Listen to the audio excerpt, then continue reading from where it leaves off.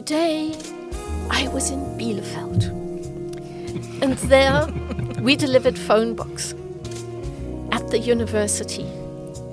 It's a beautiful building standing in the lee of a dark forest with a backdrop of dark pines and conifers standing nobly there on the slopes of the hill. And I'm going to put that at the top of my forms applying for where I want to go to university. So, welcome back, persons of quality, to this Anglisten Assemble. Here with me today, as usual, I have Leon. Leon, how you doing? Oh, I'm doing fine. How are you? Well, thanks for asking. I'm all right. I'm hanging in there. And we have our new addition, Kate. Kate, how you doing? I'm fine. I'm great. Excellent. And we have our very special guest here today, Pat Skorga. Hi, Pat. How are you? I am fine. Thank you. Good. So, as part of our Getting to Know You series of podcasts, our inaugural podcast is with someone that we all find very special, of course, and is also conveniently a member of the Basis 1 module. We want to get to know Pat a little bit today. And as we've discussed a little bit in the previous episode, we've kind of got this lightning round of questions that we want to do. And I believe, Leon, Kate, you folks wanted to take over for these questions. Yeah, but you're participating too, right? Do I have to? Yes, of Okay, course. I guess Because we're gonna you go have to. Leon, Brian, Kate. All So right. I'm doing the first question. Yes, exactly. Okay, so we have a list of questions here, which we're just going to ask. The first question would be tea or coffee? Coffee. Come on, Leon, bring us some coffee. Nope. I've had planned this too one. much today already. All right. Fair enough. How about your favorite comfort food? My favorite comfort. Or all one of food them. based. Yeah. I mean, Not all. food but in general. we're In getting there. general, my favorite comfort food. Bio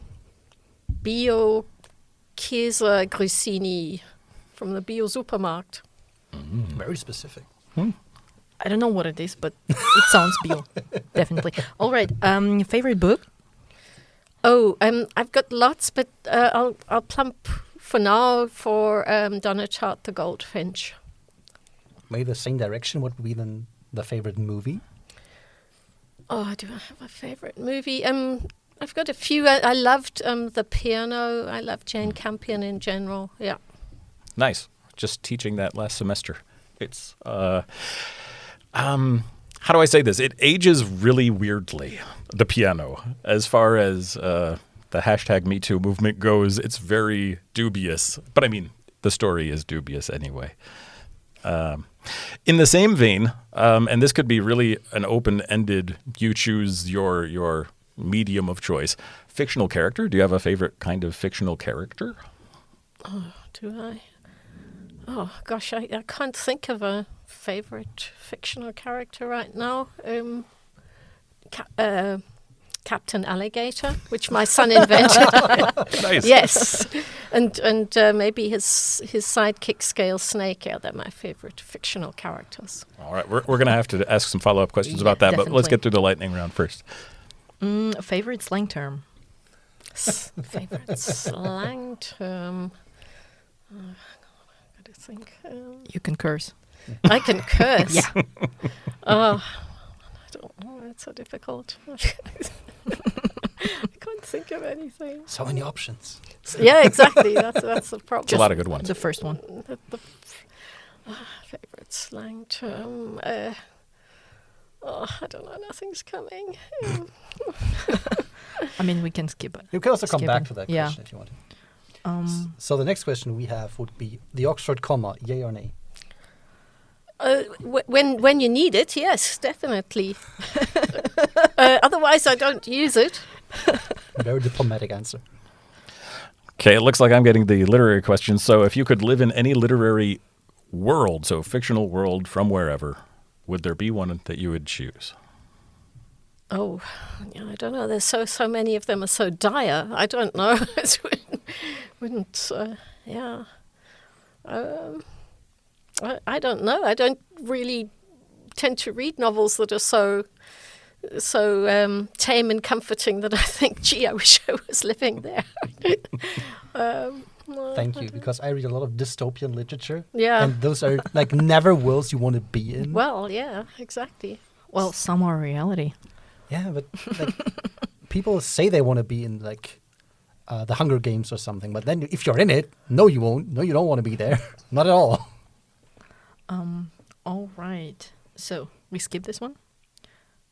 The last question. What about a fiction? yeah. Which fictional world would you like to be in? Let me just see if I can think of a fictional world that I would want to be in. I like the atmospheres of some fiction, but I would certainly not like to be in those worlds. No, I don't think so.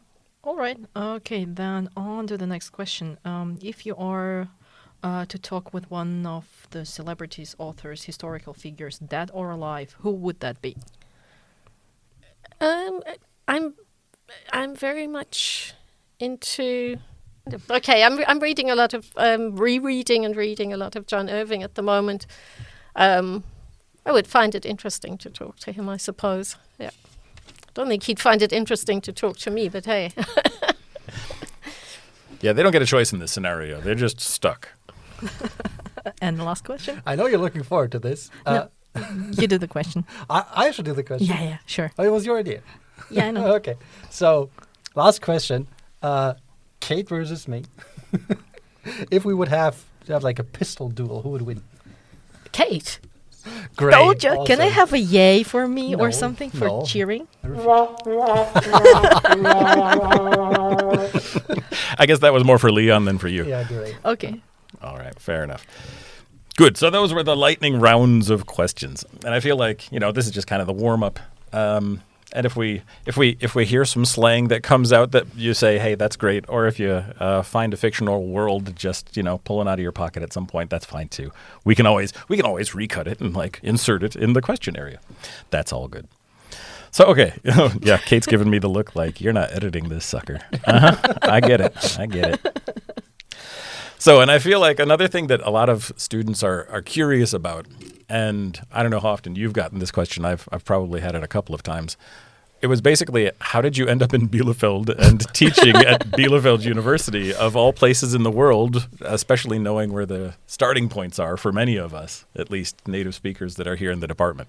How long have we got for this podcast? It's a really long story. We've got all the time. As much as you're willing to share. Okay, let us go back to the 1970s. Okay, so, all right. So I grew up in South Africa. I went to Rhodes University in a town that's now called Makanda. The names of South African places change all the time because they're getting rid of the colonial names and reinserting the original names, or what they hope were the original names. And anyway, it gets very confusing because you never know where you are. Street names, town names, areas keep changing. Anyway, Makanda. And there I met my husband, the person who's now my husband. And it was very complicated. His mother is German, his father was Norwegian. But his Norwegian father had a South African passport. And after growing up mainly in Germany, but also in various other places like France and Sweden, his family, which liked to move around a lot, sort of nomadically, it sounds romantic, it wasn't. It was not good to grow up that way, let's say. They ended up in Cape Town, and he finished high school there, and he essentially did so badly because he wasn't very focused. Let me be diplomatic. I won't say why he wasn't so focused. Anyway, that he didn't get the grades to go to the University of Cape Town, which is probably South Africa's most prestigious university, and so he ended up at my university in Makanda. Now, I wasn't there because of bad grades. I was there because my father decided that I should study journalism. Really bad idea. I had absolutely no aptitude for that. But anyway, it was the only place you could study journalism. And so we were dating, as you would say, today. And the thing is that the South African authorities hadn't figured out that Solvo, that my husband, was actually South African, but he was, because his Norwegian father had a South African passport that he'd acquired during the Second World War while he was out in the Southern Oceans killing whales. It's a long story. Anyway, that meant that Solvo was eligible for military service in South Africa. This was the late 1970s. The Soweto uprising had occurred, and the apartheid regime, was waging war with the enemy on what they euphemistically called their borders, which was deep in neighboring countries, but also the enemy within. So it was this totally paranoid time. It was a very, very deeply oppressive police state, and all white men had to do military service. Mm-hmm. The only option you had not to do the only thing you could do would be to do, if you were deeply religious, could do 7 years of alternative service. Mm-hmm. 7 years. 7 years. Wow. He was not deeply religious in any way. Or you could go to prison, or you could leave the country.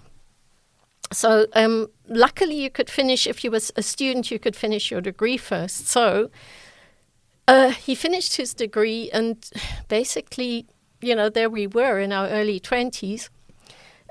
He couldn't stay in South Africa. But we didn't want to, and at that point, the only thing we'd done in our young lives that was important to us was to be against apartheid, morally opposed to apartheid. We were much too chicken to be activists or anything. And besides, our activist friends duly went to prison. There were white student activists as well. So we had no choice but to leave the country. So Solvo tried to find us a job teaching at a school in a neighboring country, and he found us a job at S02E02 High School in Lesotho, which is a small kingdom, a little enclave completely surrounded by the Republic of South Africa, but which was never part of South Africa. It wasn't one of the homelands that the apartheid regime invented. And it was an independent country, and so we went there and we taught at a high school in a village for 3 years, which was a very good experience for someone like me who'd grown up under apartheid. It was the first time I'd had normal relationships with black people. I'd been growing up in South Africa, and my only encounters with black people were as servants, and essentially as servants. There was just no point of contact. I mean, black people quite understandably kept their eyes down and kept out of your way if you were a whitey. And anyway, so we were there for 3 years teaching at the school. And then our first child was born while we were there. And I said, and the trouble is, Lesotho is a really, really poor country, incredibly poor.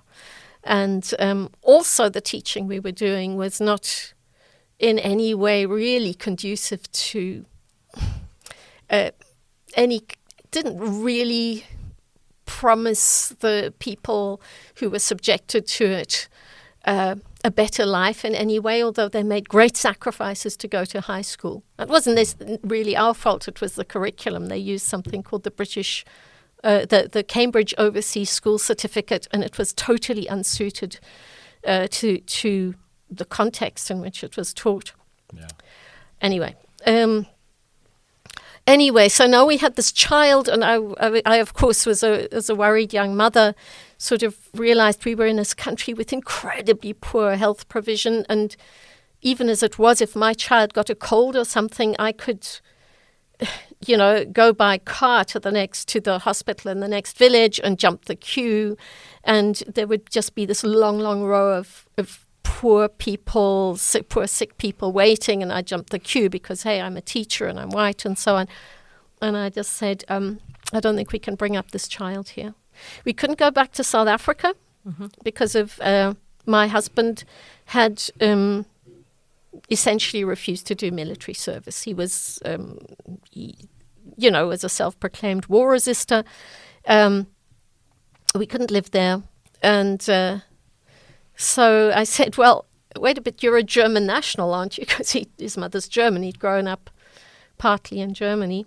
He said, yeah. I said, well, what about Germany? Yes. And so it came about that we came to Germany.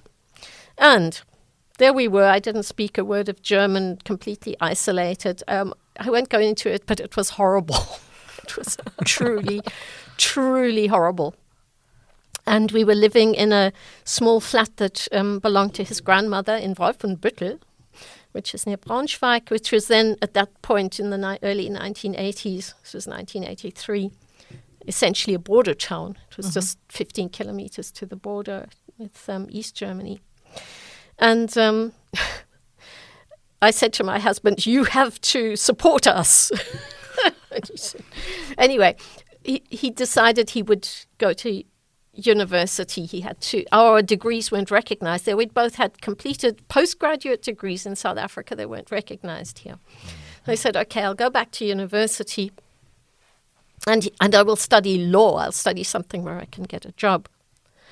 And but he got a temporary job with a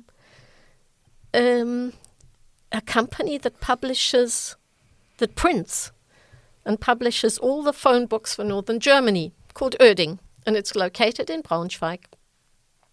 And he had the student job where part of his job was to travel in a van around, North Germany, delivering phone books. I mean, he was young and strong, he could carry lots of phone books. And he came home in the evening. He worked there for about 6 weeks, maybe. He came home in the evening, and he was busy thinking of which university to apply to. He only knew names like Göttingen and Heidelberg and so on. And he came home and he said, "Today, I was in Bielefeld, and there we delivered phone books at the university. It's a beautiful building, standing in the lee of a dark forest with a backdrop of dark pines and conifers, standing nobly there on the slopes of the hill. And I'm going to put that at the top of my forms applying for where I want to go to university." And so he wrote Bielefeld at the top of the list, and nobody had ever willingly applied to go there before. And so naturally, that's where they sent him. And that's how he came to be here. He quickly stopped studying law.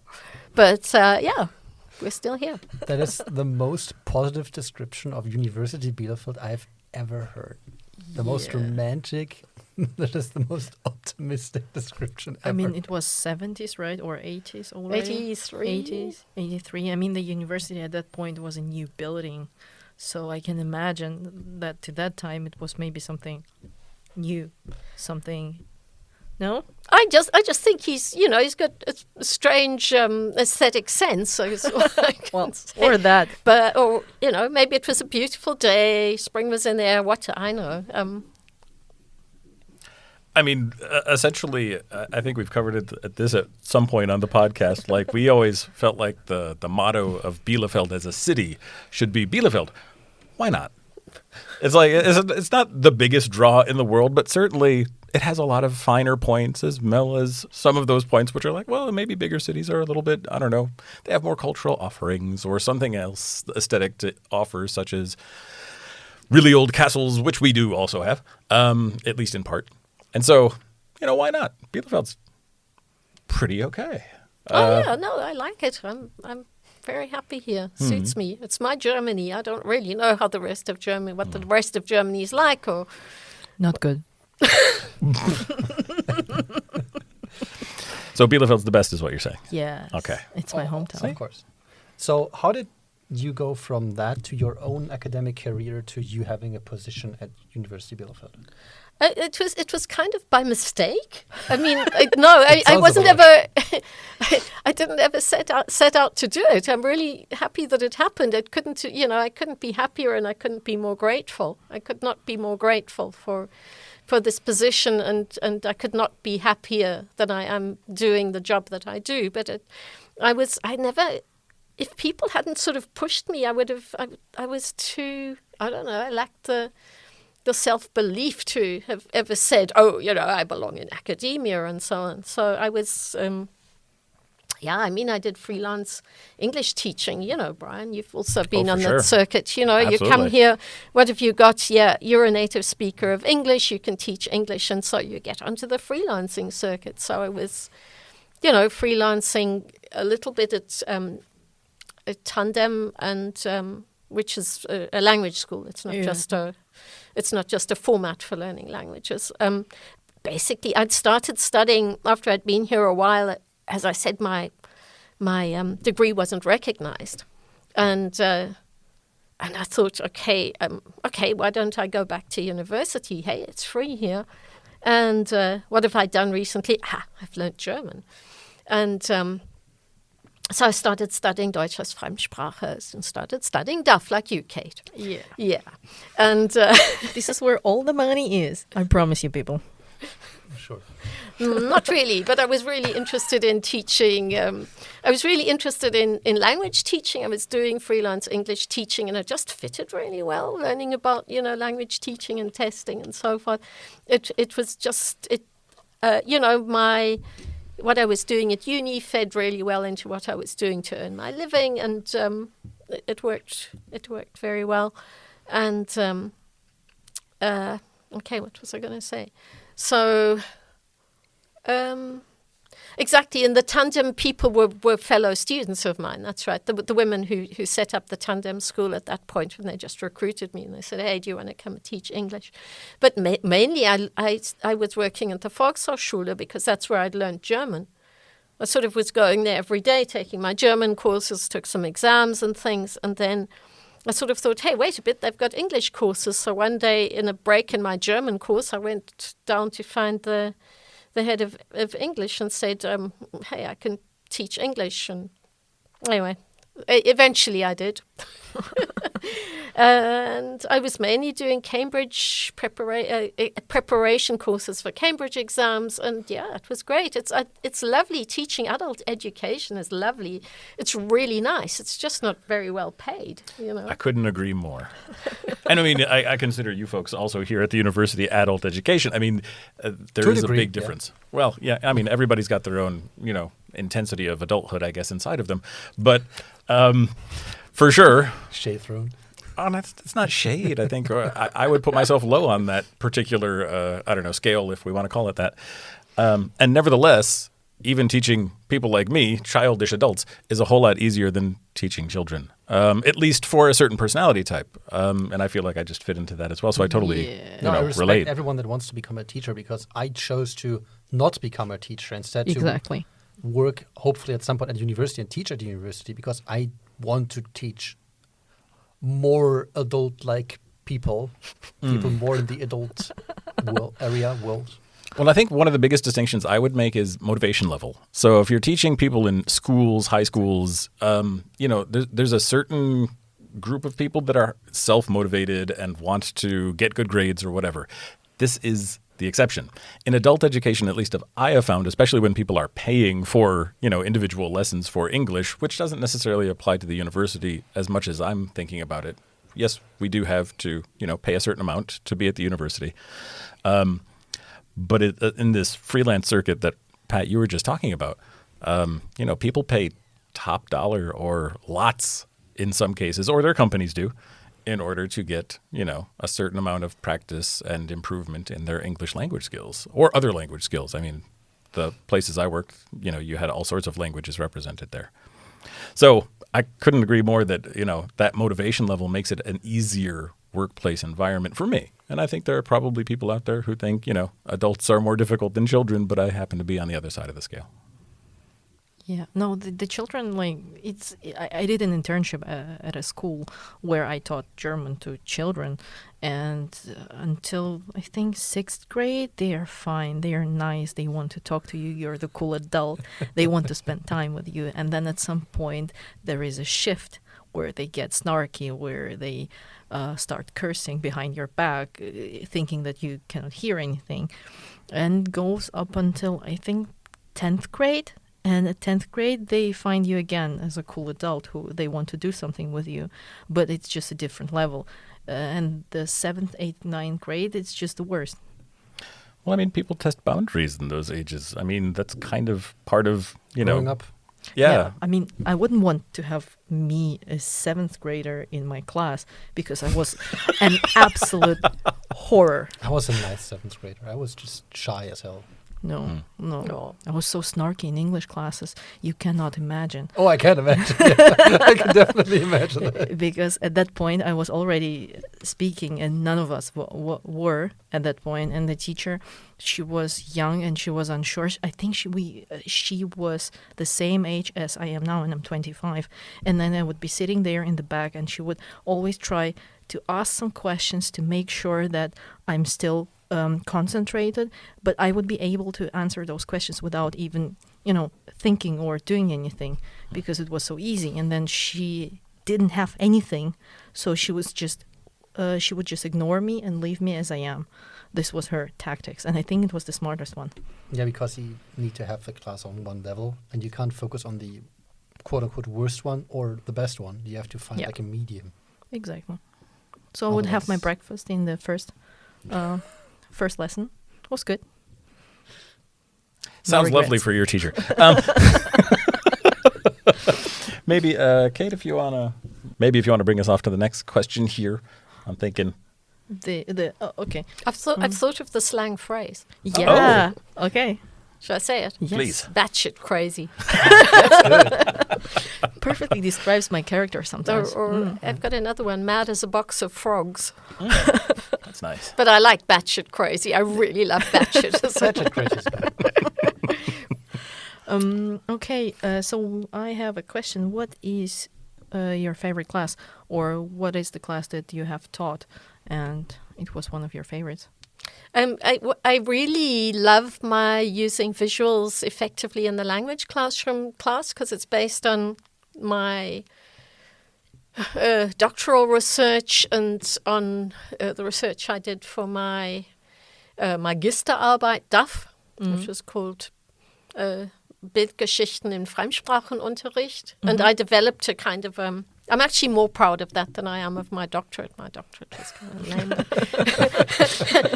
But the picture story thing, I developed something that I called pedagogic picture story. So picture sequences specifically for the language classroom that sort of elicit language. And I explored all sorts of different ways of doing this. And I'm still really proud of it. And I might try and create, a set of, like materials for language teachers with that when I have the time, when I retire, which is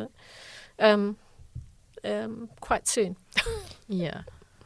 So on the topic of picture stories, since we're already on this, so please do tell us, who is Auntie Alligator? Okay.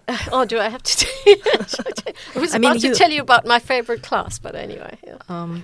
You already mentioned Captain Alligator. Okay, and yes. For many listeners, it might be a little bit confusing because, some of us who took class with you, we know who Auntie Alligator is, but for some people, it's something that they maybe heard once or something. Okay, so my younger son and I, my younger son Robin, my children are both adults. They've both been adults for a long time because I'm very old. Anyway, when my son Robin was a child, he was not an easy child to motivate if you wanted to go for a walk in the forest or to buy shoes or something. But he and I started to tell each other this preposterous saga about we were full confession, we were actually, and I was a very bad mother. We would, after school in the afternoons, I would sit there like a zombie with him on the sofa and we'd watch Star Trek. But anyway, but we created our own sort of space saga with a spacefaring alligator, female alligator space captain called Captain Alligator. And Robin came up with most of the characters in this story, and it was absolutely preposterous.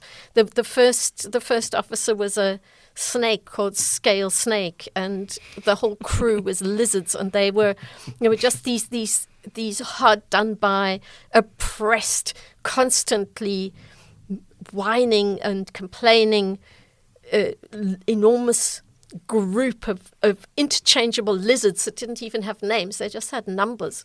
But they sometimes, and so there were Lizard 42 and Lizard 73, but sometimes their personal characteristics got them a sort of they would actually acquire a descriptive name. So we had the wimp lizard. The wimp lizard was very useful because the wimp lizard was very frightened and wimpish and terrified. And the wimp lizard was often the deus ex machina in these absurd adventures that they had.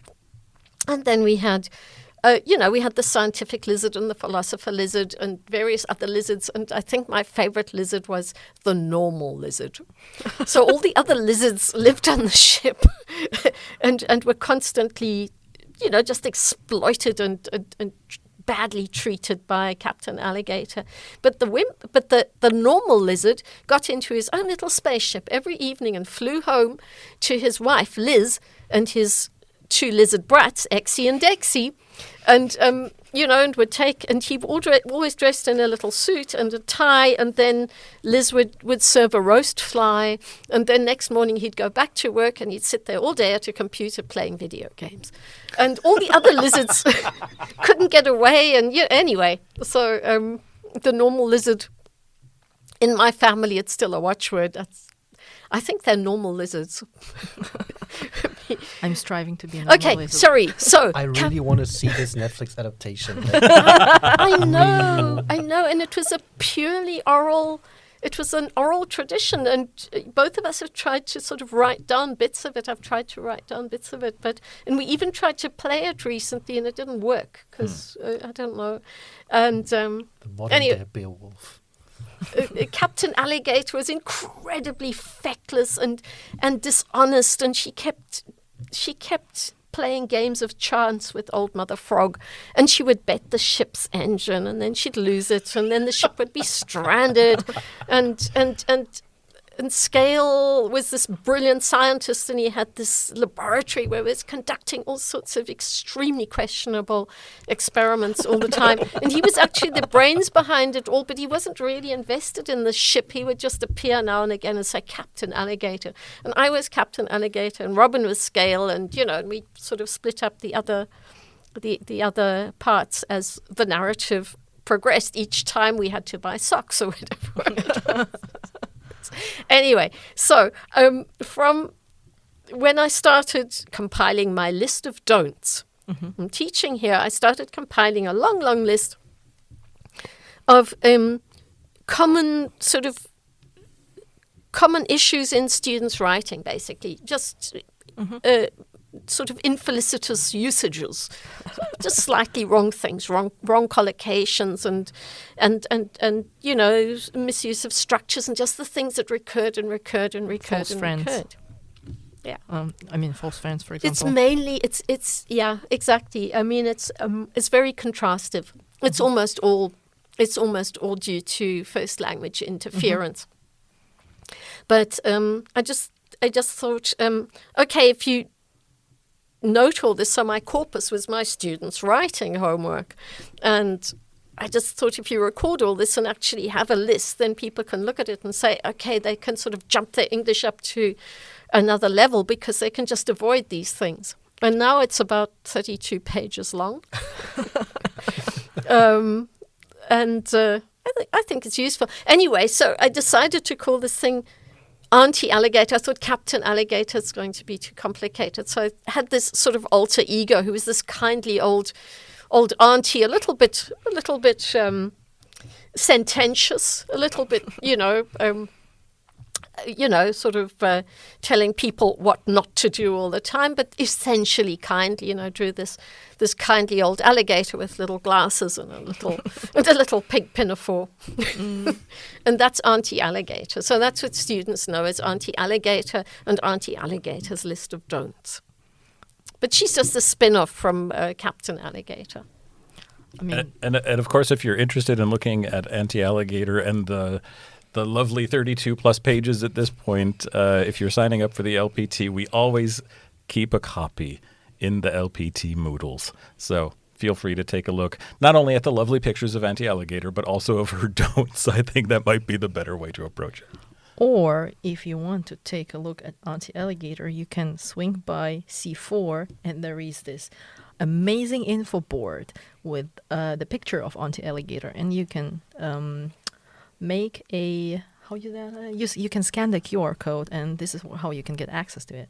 So we have that. Oh, cool. Lots of stuff all around. Pat, I feel like you've been very, very generous with your time here for our podcast today. And we just want to say thank you very much for all of the stories.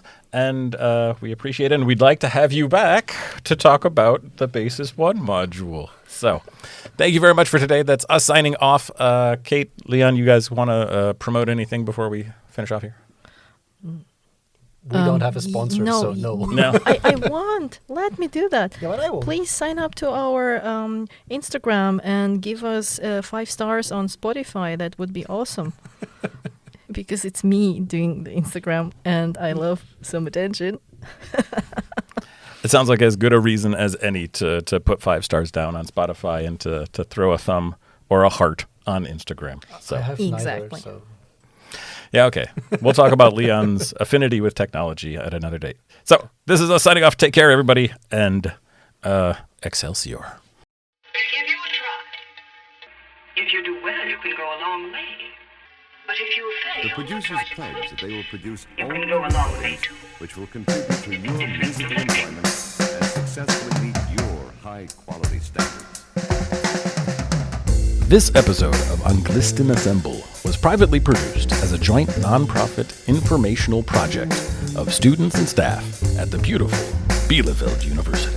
All views and opinions expressed on the show in no way reflect the official views of the university and are solely the perspectives of our hosts and guests. Information provided is true to the best of our knowledge at the time of production, but this is naturally subject to change as some details are time sensitive. Anglisten Assemble is produced and edited by Kate Lee, Leon Dalachel, and Brian Rosema for the private use of our quality audience.